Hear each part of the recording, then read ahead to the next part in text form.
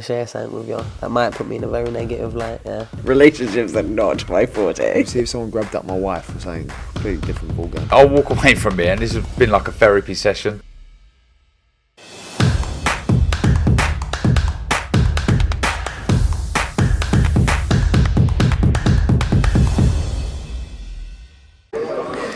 Andrew McCART, IFL TV, proudly sponsored by Everlast. I'm here with Liam Smith's trainer, Joe McNally. Joe, first and foremost, that press conference was pretty spicy. Yeah, you know, a few things that got said on Liam's behalf. You know, look, it's fight week. Chris's behalf also, but it's fight week. Andrew and you know, look, things start getting heated. You know, the cutting weight. It's the usual stuff, isn't it? Yeah. Sorry, mate. Sorry, mate. Yeah, it's the usual stuff. You know, it's expected. I mean, for you as well, obviously, you felt the tension up there with the head-to-head. There was words being exchanged as well at the head-to-head. Could you hear what was being said up there?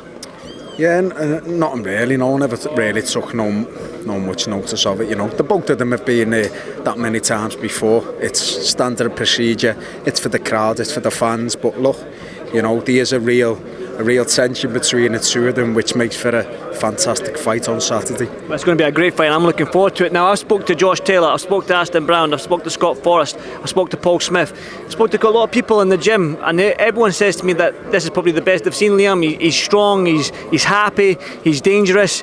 You've been on the pads with him, you've seen him spawn, you've lined everything up for him. How is he looking in your point of view? Fantastic, you know. Thank God he's injury free. You know, what a lot of people don't know is in the Jesse Vargas fight, you know, we were about 5 days from pulling out of the fight. He'd done us back in.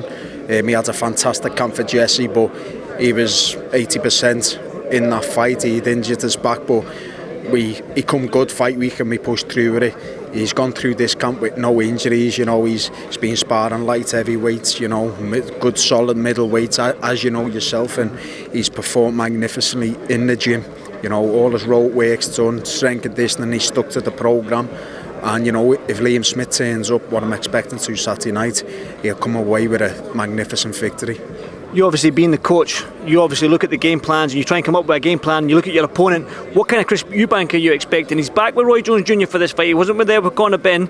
He's back with Roy Jones Jr. People are saying he's caught between these two styles, the fast hands, the punch output, then the Roy Jones sort of style.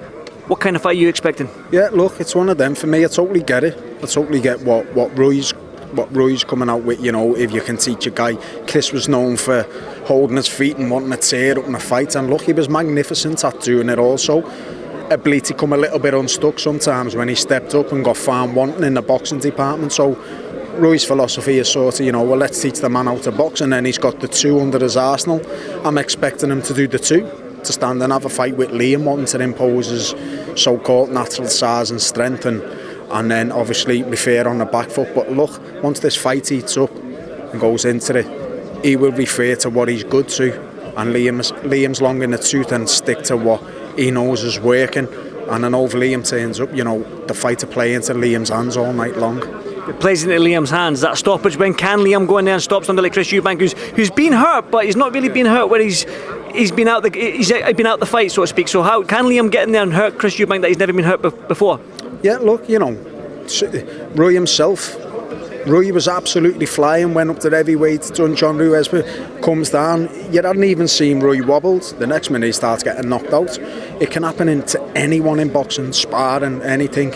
You know, your wife hits you the wrong way, she could knock you out. But look, Liam's got the potential to stop Chris, vice versa. But you know, it's one of them. You train. Some coaches, you know, they say, oh, we train for knockouts, this, that. Look, you go in that fight looking for a KO straight from the off, chances are you're going to get knocked out yourself. But, you know, if you go into that fight to be super aggressive, which Chris is doing, could it play into Liam's hands? Maybe so. You know, Liam will adjust to whatever Chris brings. I do want to touch on it because I know you're probably going to leave very shortly here, Joe, but I do want to touch on Josh Taylor as well. I mean, your gym right now is flying. You've got Kevin Ajago there, you've got Scott Forrest, you've got Hart, you've got young fighters, Frankie Stringer, who's on the card as well, Liam Smith, Josh Taylor. So let's talk about Josh Taylor. And he's got a fight on 4th of March, the rematch against Jack Catterall. Now, you've seen how he performed in the first fight, you've seen how he's in the gym now. How is he looking? Fantastic. You know, Josh is a Well, he's the undisputed champion of the world, Ring Magazine champion of the world. He's phenomenal talent. You know, he's got the motivation to correct the supposedly controversial decision the first time, a very close fight.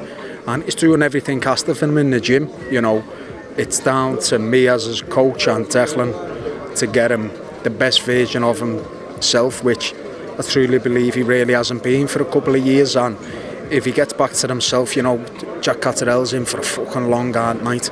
I'm glad you said that, because my next question was going to be, obviously with the controversy behind the last fight, you would have seen it, you would have read the papers, you would have seen Sky Sports and all this.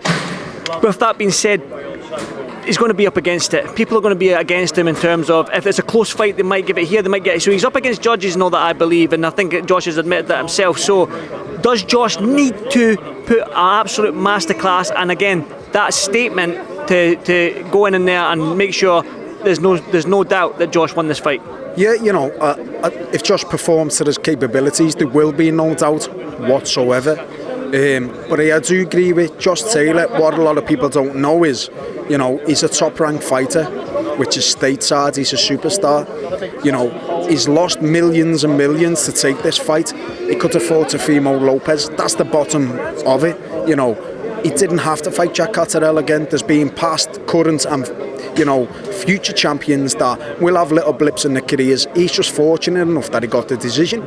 You know, he didn't have to have this fight, but he took it. That's his personal decision. He's took the fight, and, you know, he's up against Sky Sports, he's up against Boxer, and, you know, it isn't a big ask, but look, he's just got to prepare right, which he is doing, and leave no stone unturned on the night. But he's not just up against Jack.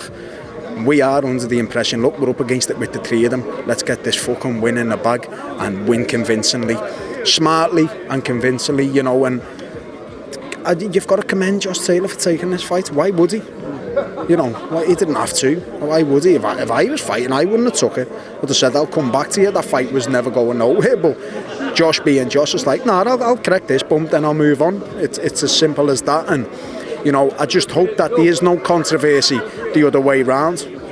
You know, I cannot see it being because, you know, the manner I want Josh to win in. But, you know, there is that little element there, you know, Ben Shalom, Boxing and Sky Sports are banting on about the controversy and this bringing all kinds of shit in and things.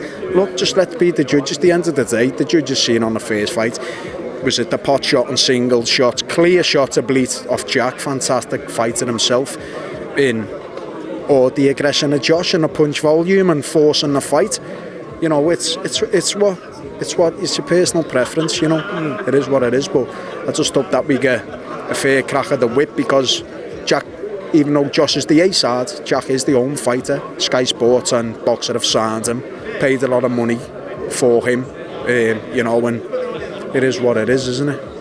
I do want to touch on, obviously, your rest of your gym. Just quickly run through them all. Kevin Ajago, JJ Metcalf, Frankie Stringer, how they getting on and what's next for them?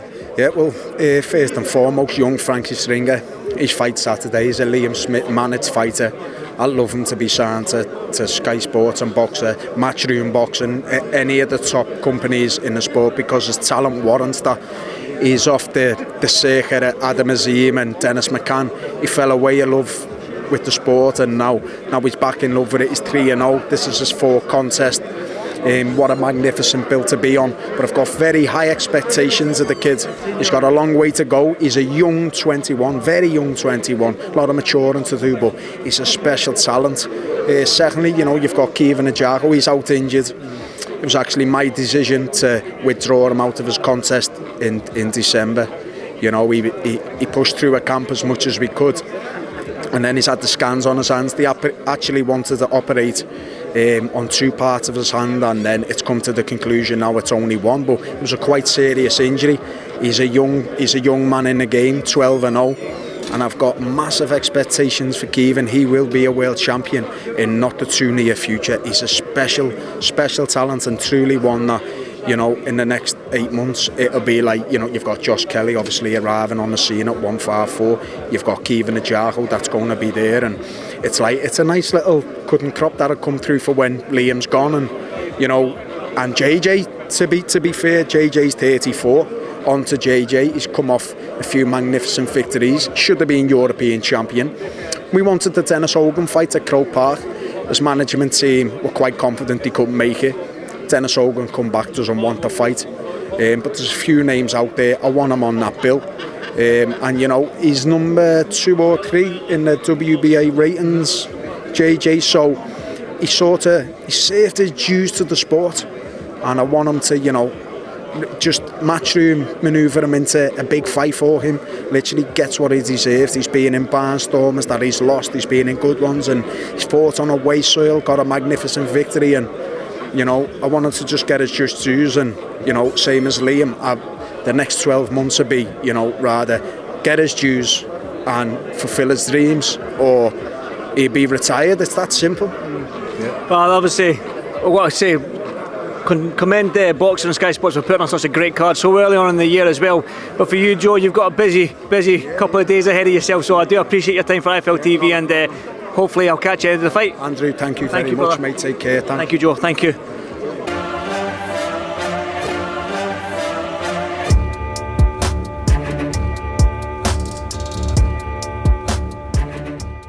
I'm going to share something with you that might put me in a very negative light, yeah. Relationships are not my forte. See if someone grabbed up my wife or something. Completely different ballgame. I'll walk away from it, and this has been like a therapy session.